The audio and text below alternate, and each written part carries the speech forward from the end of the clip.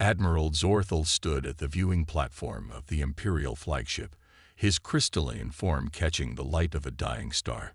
The massive warship had just finished harvesting the star's energy, leaving the local planets to freeze in darkness.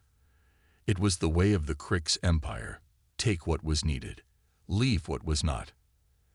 "Admiral, all energy cells are at capacity," reported Sub-Commander Rendell, his blue-tinted crystal body bowing slightly in respect. Zorthel nodded. "Proceed to the next system. Have the cataloging ships finished with the native species?" "Yes, Admiral. The inhabitants were primitive carbon-based lifeforms. The usual type. Afraid of fire, worshipping our ships as gods." The standard subjugation protocols were applied. The Admiral sighed. It had been over 200 years since he had encountered anything interesting in his conquests. The Krix had ruled the galaxy for 10,000 years, their crystalline bodies and powerful minds, making them superior to all other life forms discovered so far. The ship hummed as it entered faster than light travel, the stars blurring outside the viewing window. Zorthel remembered a time when space travel had been exciting, when each new world held possibilities. Now, it was simply routine. "Admiral, we are receiving a transmission from Scout Fleet 7, Rendell said, interrupting his thoughts. "They report unusual energy readings from Sector 9-36. Zorthel turned, his interest mildly piqued. "Unusual how?" "The Scouts report energy patterns that do not match any known species in our database. The energy seems unrefined, yet powerful." The Admiral's crystal fingers tapped against the control panel. "Send a reconnaissance fleet. Standard procedure." 3 days later, Zorthel reviewed the initial reports from the reconnaissance ships. The source of the energy readings was a small blue planet, third from an unremarkable yellow star. The scout ships had observed from a distance, collecting data on the planet's inhabitants. "These creatures are physically unimpressive," noted Science Officer Vectlur, displaying holographic images of the planet's dominant species, soft bodies with no natural armor or weapons. "They call themselves humans. Their civilization appears young, barely 10,000 years old." Zorthel studied the images with growing disinterest. The creatures were bictal, with exposed skin and fragile limbs. They possessed no apparent psionic abilities like the Krix, who could communicate telepathically and move objects with their minds. "They seem to compensate for their physical weaknesses with tools," continued Vectlur. "They've developed rudimentary space travel, though they've barely left their own planet. Their technology is primarily based on burning fossil fuels, though they've begun to harness nuclear energy." "Any threat assessment?" Zorthel asked, more from protocol than concern. "None, Admiral. They spend much of their resources fighting among themselves. Their weapons would be useless against our ship's defensive systems." Zorthel closed the holographic display. "Another world for the collection. Then, prepare a diplomatic envoy to offer them the standard terms of surrender. If they resist, proceed with minimal force demonstration." "Yes, Admiral." "Shall we prepare integration protocols?" "Nothing special. They can serve in the mining colonies like the other physically oriented species." Zorthel turned back to the viewing window, already dismissing the humans from his mind. "Make sure to send me the final report for the Imperial Council." As the Admiral prepared his brief note to the Council, he categorized the discovery as routine. Planet Earth, inhabited by a species called humans. Technologically primitive, physically unimpressive, no notable psionic abilities. Recommend standard integration into the Empire. Little did Zorthel know that his dismissive assessment would soon become the greatest miscalculation in the 10,000-year history of the Krix Empire. The soft, fragile creatures from the unremarkable blue planet would soon teach the galaxy a new definition of strength. The diplomatic envoy departed for Earth the next day, carrying the standard terms of surrender, the same terms that thousands of species before had accepted without question. After all, no one had ever successfully resisted the Krix Empire. The Empire had no reason to think these humans would be any different. The Krix diplomatic ship entered Earth's orbit with little concern for stealth. Its massive hull gleamed in the sunlight, nearly twice the size of the largest human space station. Commander Vexera stood on the bridge, watching the small blue planet grow larger in the viewing screen. "They detected us," reported Communications Officer Trilnar. "Their primitive communication networks are buzzing with activity. Their military forces are mobilizing, but nothing that poses any threat." Vexera nodded. "Send the standard greeting message on all their common frequencies. Let them know we come with terms for their peaceful integration into the Empire." Earth's response came faster than expected. A single message, broadcast in multiple languages. "We welcome the visitors from the stars and invite diplomatic talks. Please send representatives to our United Nations building in New York." Vexera selected 3 members of his crew for the diplomatic mission. The Krix rarely bothered with atmospheric craft, preferring to simply teleport to the surface using their advanced technology. The flash of light that announced their arrival on the grounds of the United Nations building sent nearby humans scrambling in surprise. Inside the hastily arranged meeting room, the Earth's United Nations Space Council waited nervously. Ambassador John Holloway of the North American Alliance stood as the Krix delegation entered. "Welcome to Earth," he said, extending a hand in greeting. "We are honored by your visit." Vexera ignored the outstretched hand, his crystalline form catching the light from the windows as he moved to the center of the room. "I am Commander Vexera of the Krix Empire, rulers of 1,000 star systems and 10,000 worlds."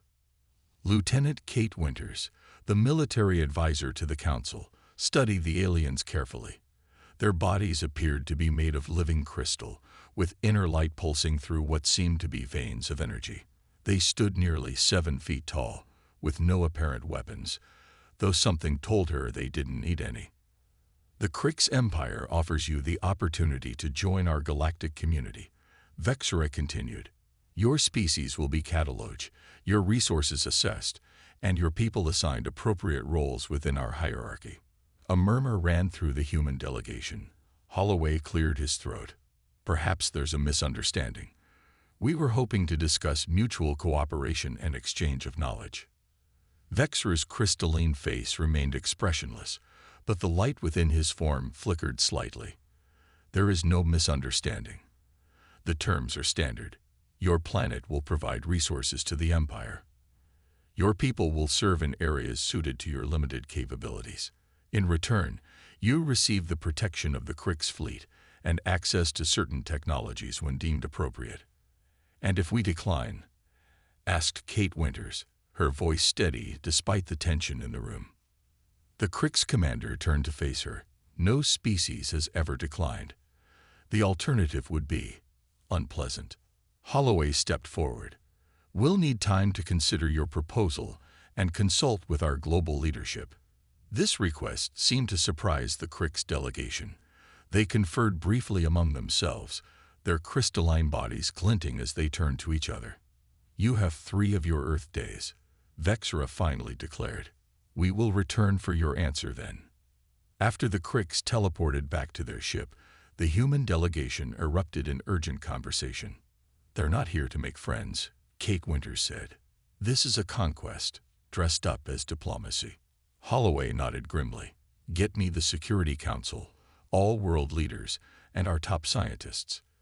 We have 3 days to figure out a response." For the next 72 hours, Earth's governments worked together with unprecedented unity. Scientists analyzed the scant data they had collected about Krix technology. Military leaders assessed defensive options. Diplomats crafted careful responses. When the Krix returned 3 days later, they expected submission. Instead, they found the same delegation waiting with a different message. "The people of Earth have considered your offer," Ambassador Holloway stated firmly. "We propose an alternative: open trade, cultural exchange, and mutual non-interference. We believe we may have technologies and resources of interest to you that could be shared through peaceful cooperation." The lights within Vexera's crystalline form pulsed rapidly. The commander had never encountered a species that offered counterproposals. In 10,000 years of Crick's expansion, it was always the same. A show of force, followed by submission. These creatures do not understand their position. Vexera communicated telepathically to his subordinates. The humans in the room couldn't hear these thoughts, but they could sense the sudden tension. Prepare a demonstration of force. Vexera continued in the silent Crick's communication. Then, aloud to the humans, he said, "Your response is unexpected. We will consider your proposal." As the Crick's delegation departed, Kate Winters met Ambassador Holloway's eyes. "They're not considering anything, are they?" Holloway shook his head. "No, I think we just started a war." The red dust of Mars swirled around the small human outpost. 47 men and women had made this remote research station their home, studying the planet's geology and testing new farming techniques in the artificial habitats. None of them saw the Crick's ship arrive. The attack was swift and precise. A single energy beam from the Crick's vessel vaporized the main habitat dome. Secondary beams targeted the power generators and communication arrays. In less than 2 minutes, the Mars outpost and everyone in it was gone, leaving only scorched craters in the red soil. Commander Vexera recorded a brief message to Earth. "This is but a small demonstration of Crick's power. Your proper place is as servants to the Empire. You have 1 Earth week to submit." On Earth, the news of the Mars outpost destruction spread quickly. In the United Nations Emergency Council, screens displayed the last transmissions from Mars. Desperate calls for help cut suddenly silent. 47 people, Kate Winters said, her voice tight with anger. Scientists and engineers, not soldiers. Ambassador Holloway looked around the room at the grim faces of Earth's leaders. "They expect us to surrender now. It's their standard procedure according to our xenopsychologists. A small show of force to demonstrate their superiority without destroying what they consider valuable resources." "And what are we going to do?" asked the representative from the African Union. For the first time since the crisis began, a slight smile appeared on Holloway's face, something they won't expect. The next day, Earth went silent. All transmissions to the Crick's ship ceased. Attempts by the aliens to contact Earth's leaders were met with static. From orbit, the Crick's observed unusual patterns, military facilities showing increased activity, civilian communications continuing normally, but complete radio silence toward space. "What are they doing?" Vexera demanded of his analysts. "Unknown, Commander," replied the chief intelligence officer. "Their behavior does not match any known surrender protocols. However, their weapons cannot harm our vessels. Perhaps this is some cultural ritual before submission." For 2 weeks, the silence continued. The Cricks became increasingly puzzled. This had never happened before. Every other species had either immediately surrendered after a show of force or made a futile military response that was quickly crushed. Then, without warning, it happened. 3 small human ships appeared from behind Luna, Earth's moon. The Crick sensors had failed to detect them until they powered up their engines. They moved with unexpected speed toward one of the smaller Crick's cruisers. "Primitive vessels approaching," reported the sensor officer on the targeted cruiser. "No significant weapons detected. Shall we eliminate them?" The cruiser commander laughed, a strange tinkling sound like crystal bells. "Let them approach. Their futile gesture will make for an amusing report." The human ships came closer, their movement patterns erratic by Crick standards. No species would fly so unpredictably, wasting fuel with unnecessary maneuvers. Then, just as they came within weapons range of the Crick's ship, they did something truly baffling. They accelerated directly toward the cruiser. "They're on a collision course," shouted the Crick's sensor officer, his crystalline form flashing with alarm. But collision wasn't the humans' plan. Just before impact, the 3 ships released swarms of smaller objects and veered away. The swarms, hundreds of tiny missiles, struck the Crick's ship at multiple points simultaneously. Each individual impact was minor, but together they overwhelmed the cruiser's defenses, which were designed to stop a few powerful weapons, not countless small ones. Two more Krix ships rushed to assist, only to be met by a second wave of human vessels that seemed to appear from nowhere, using the debris of the first cruiser for cover. When it was over, 3 Krix warships lay shattered, their crystalline remains drifting through space. The human fleet disappeared as quickly as it had arrived, leaving the Krix command in stunned silence. On his flagship, Admiral Zorthal received the news with disbelief. No species had ever destroyed Krix warships, not in thousands of years. These humans, he said slowly, are not behaving according to any known pattern. He rose from his command chair, his crystalline body glowing with intense energy. Prepare my ship. I will handle this personally. Analyst Krivex moved through the Imperial archives, her crystalline form glowing softly in the dim light.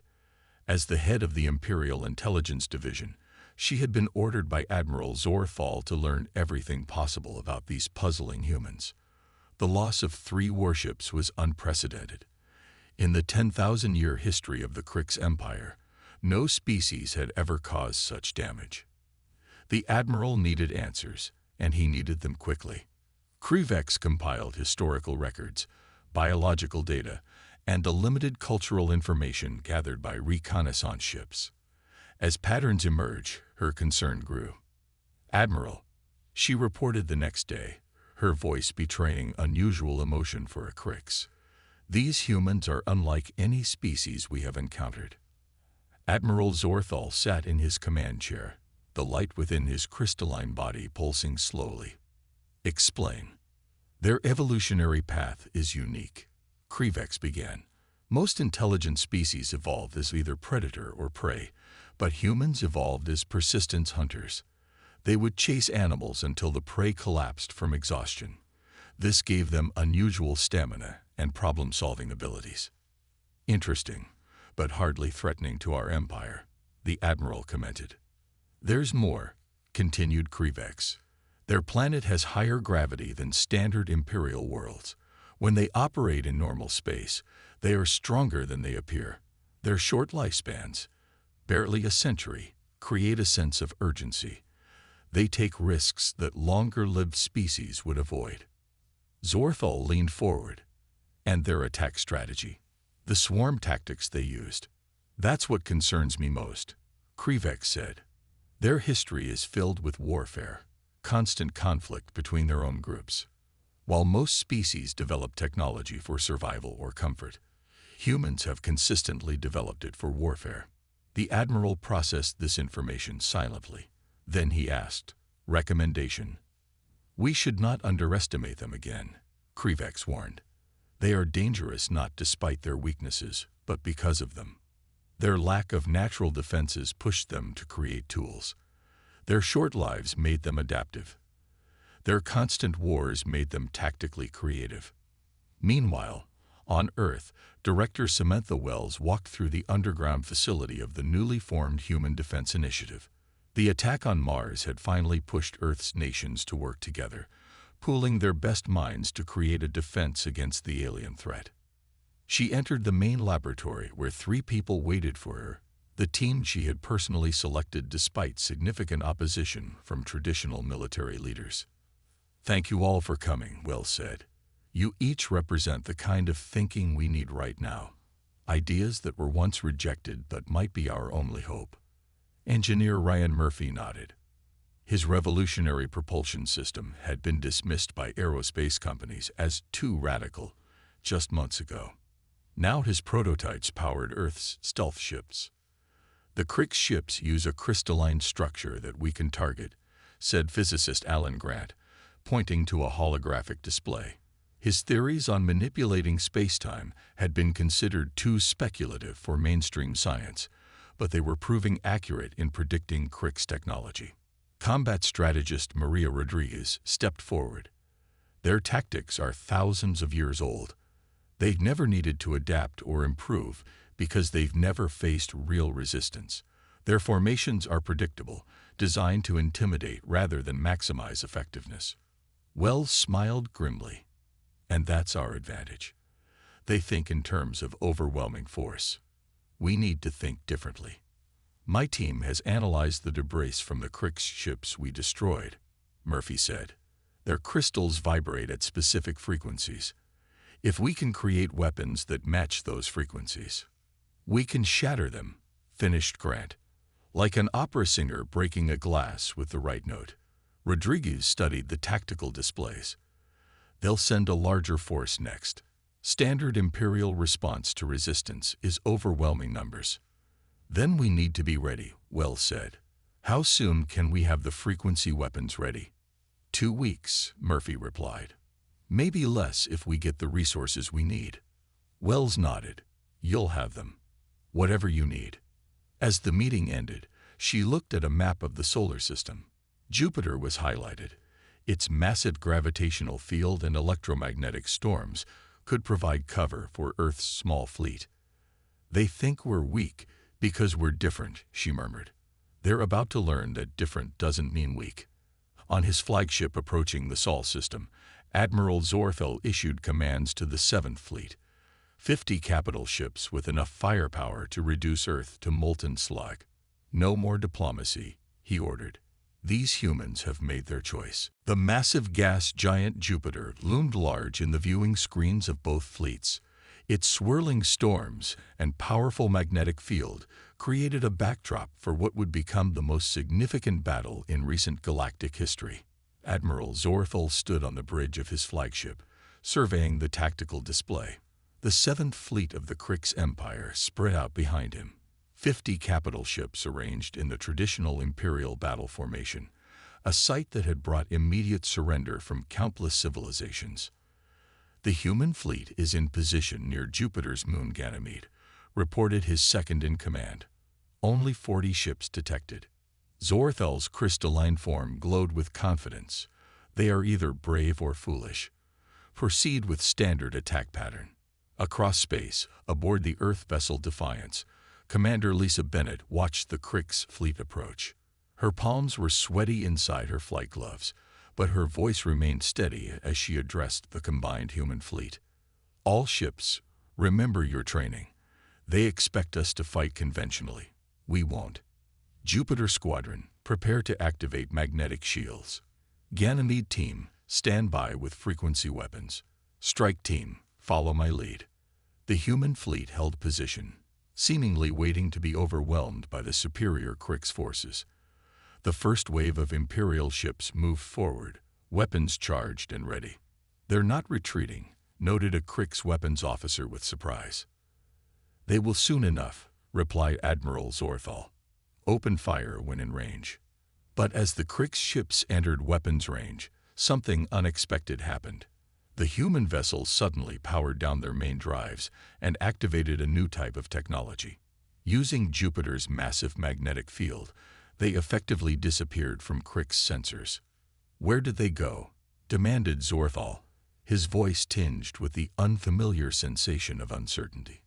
Before anyone could answer, a squad of human ships reappeared directly within the Krix formation. They were so close that the large Imperial weapons couldn't target them effectively. Commander Bennett's voice crackled over the comm to her squadron. Now, deploy frequency disruptors. The human ships released small missile-like devices that attached to the hulls of the Krix vessels. Rather than exploding, they began emitting precise frequencies that matched the resonance of the Krix crystalline structures. The effect was immediate and devastating. Cracks appeared across the surface of 3 Krix battleships, spreading like spiderwebs through glass. The Imperial crews were thrown into confusion as their ships literally began to shatter around them. Impossible, shouted Admiral Zorthal as he watched the tactical display. Reconfigure shields. Adapt to their weapons. But the humans had anticipated this response. As soon as the Krix began adjusting their shields, a second wave of Earth ships attacked from a different angle with weapons calibrated to a different frequency. Commander Bennett led her squadron in maneuvers that the Krix tactical computers had categorized as suicidal, flying directly through the debris of destroyed ships, using the fragments as cover, and pulling turns that put enormous G-forces on their bodies. How are they withstanding those maneuvers? Asked the Krix navigator in disbelief. What the aliens didn't know was that the human pilots were using experimental force compensation suits designed by Ryan Murphy's team. The suits allowed them to endure stresses that would have killed most species. The battle raged for hours.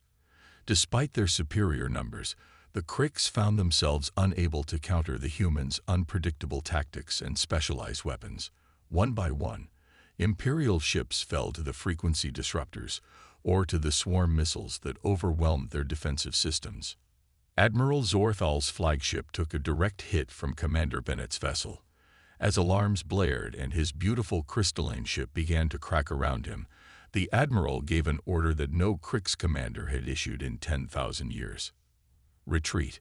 All ships, retreat immediately. As the remaining Krix vessels fled the Jupiter system, the human fleet regrouped. Losses had been heavy. 17 ships destroyed, hundreds of lives lost. But the victory was undeniable. On the bridge of the Defiance, Commander Bennett removed her helmet, her face etched with exhaustion and grief for those lost, but also with quiet pride. "Send word to Earth," she said. "The Krix fleet has been defeated." Among the retreating Imperial ships, Admiral Zorthal's damaged flagship limped away from the battlefield. The Admiral himself lay in the medical bay, his crystalline form cracked and his light dimming. "How?" he whispered to himself. "How could they defeat us?" For the first time in its long history, the Krix Empire had tasted defeat, and the galaxy was about to learn of it. News of the Krix defeat spread through the galaxy like a shockwave. Species that had lived under Imperial rule for centuries began to whisper of resistance. The undefeatable had been defeated. The invincible had fallen.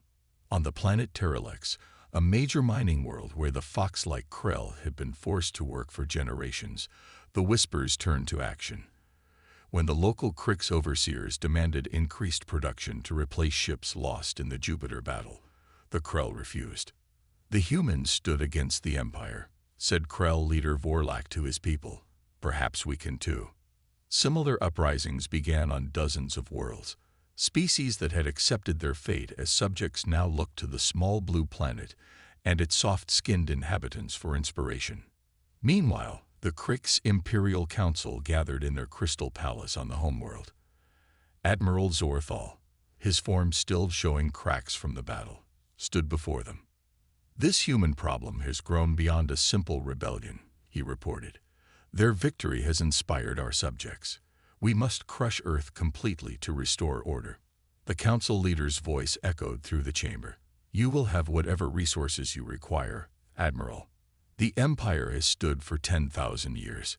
We will not let it fall because of one primitive species."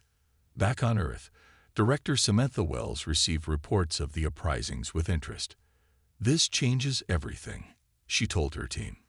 "We're no longer fighting alone." "Can we contact these other species?"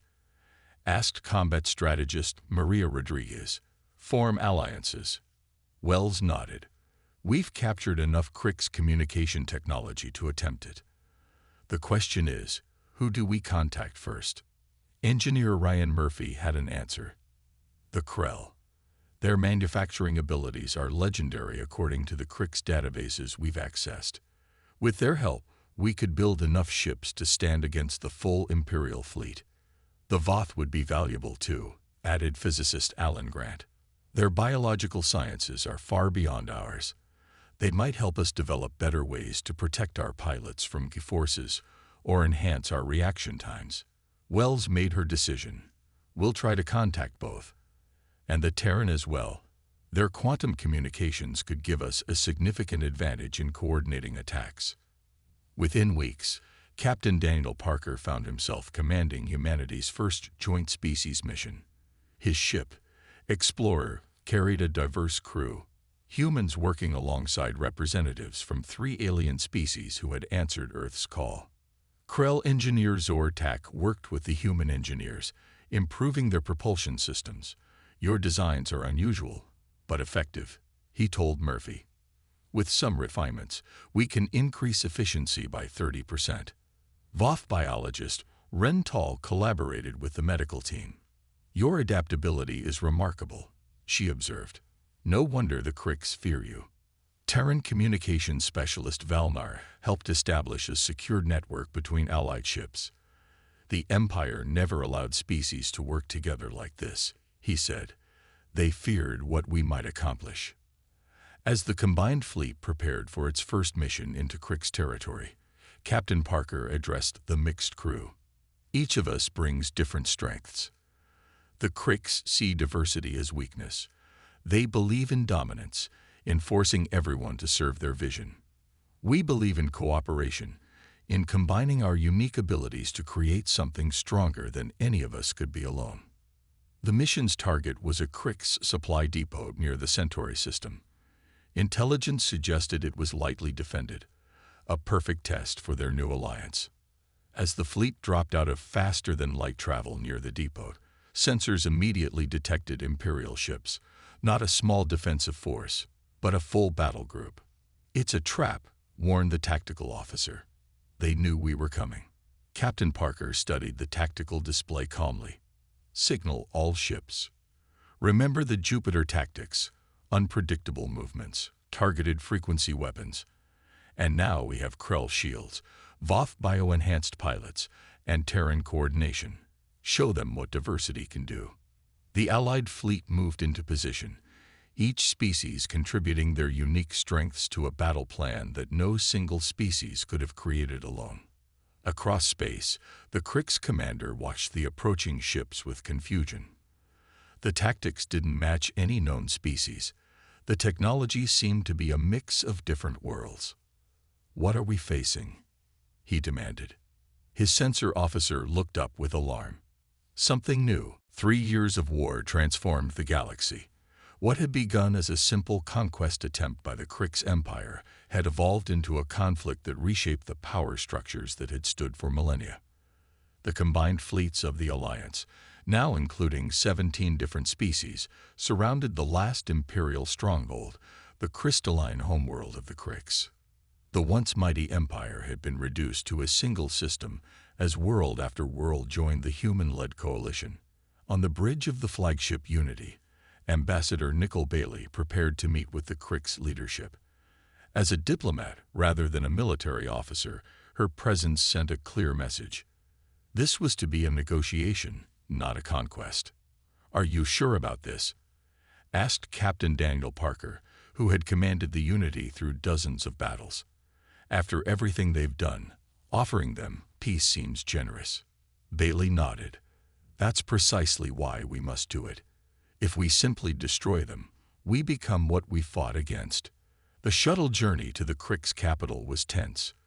Though protected by the terms of parley, Bailey and her small team knew they were the first humans to set foot on the enemy homeworld. In the great hall of the Imperial Palace, Admiral Zorthal awaited them. His once brilliant crystalline form was now dull, marred by cracks that had never fully healed from the Battle of Jupiter.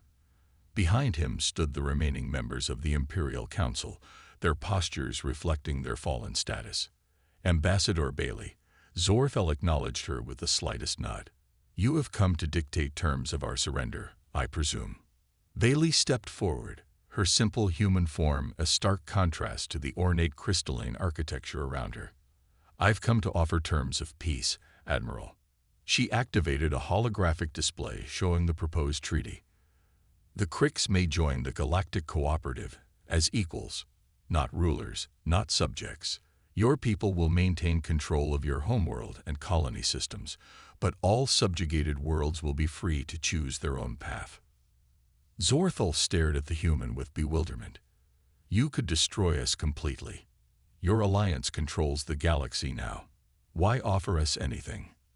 "Because that's not who we are," Bailey replied simply. "Humans learned long ago that true strength lies not in domination, but in cooperation. We don't want to rule the galaxy. We want to be part of it, along with everyone else, including the Krix." The Admiral was silent for a long moment. Then, with a formality that had been part of Krix tradition for thousands of years, he placed his crystalline hand over the treaty. "We accept your terms, Ambassador. The Empire is no more. As the formalities concluded and the Crick's dignitaries departed, Admiral Zorthal found himself alone with Bailey. The once mighty military leader seemed smaller somehow, his internal light dimmer. "There is something I must understand," he said quietly. "How did you do it? How did a physically weaker species with primitive technology defeat the greatest empire the galaxy has ever known?" Bailey smiled. "We had something you didn't. Advanced weapons, better tactics, diversity," she answered. "You saw differences as weakness to be eliminated. We saw them as strengths to be combined. Every species brings unique perspectives, unique abilities. Together, we're greater than any one species could be alone." Zorthal considered this. "We thought we were strong," he said finally. "We were wrong." "Strength isn't about power," Bailey replied. "It's about adaptability, creativity, cooperation. Things humans had to develop because we weren't the strongest or fastest. Our physical limitations pushed us to find other solutions." As Bailey returned to her ship, she looked out at the stars. The galaxy was entering a new era. Already, trade routes were being established between worlds that had never communicated before. Scientific exchanges were leading to breakthroughs that benefited all species. Cultural sharing was creating new art forms, new philosophies. Captain Parker met her as she boarded the Unity. "History will remember this day," he said. Bailey nodded. "Yes, but not as a human victory. This was a victory for all of us, every species that contributed to the Alliance." Across the galaxy, beings of all forms celebrated the end of empire and the beginning of cooperation. The Cricks, who had once ruled through fear, began the long process of learning to live as equals. And the soft-skinned creatures from the blue planet, once dismissed as weak and primitive, were recognized for what they truly were, not conquerors, but connectors, bringing together the diverse strengths of a galaxy that was stronger together than apart.